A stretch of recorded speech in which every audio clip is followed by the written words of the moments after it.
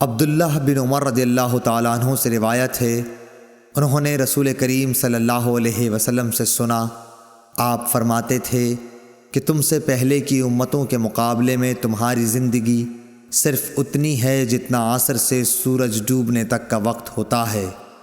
تو رات والوں کو تورات دی گئی تو انہوں نے اس پر صبح سے عمل کیا آدھے دن تک، پھر وہ عاجز آ گئے، کام پورا نہ کر سکے۔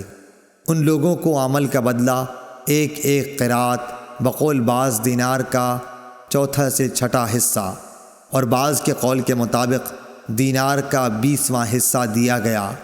پھر انجیل والوں کو انجیل دی گئی، انہوں نے آدھے دن سے عصر تک اس پر عمل کیا اور وہ بھی عاجز آ گئے، ان کو بھی ایک ایک قرات ان کے عمل کا بدلہ دیا گیا۔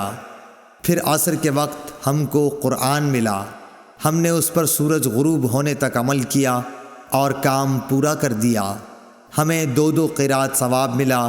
اس پر ان دونوں کتاب والوں نے کہا، اے ہمارے پروردگار، انہیں تو آپ نے 2 قرات دیے اور ہمیں صرف ایک ایک قرات، حالانکہ عمل ہم نے ان سے زیادہ کیا۔ اللہ عز و جل نے فرمایا، تو کیا میں نے اجر دینے میں تم پر کچھ ظلم کیا؟ انہوں نے عرض کی کہ نہیں۔ اللہ تعالیٰ نے فرمایا کہ پھر یہ زیادہ اجر دینا میرا فضل ہے، جسے چاہوں دے سکتا ہوں۔ صحیح بخاری حدیث نمبر 557۔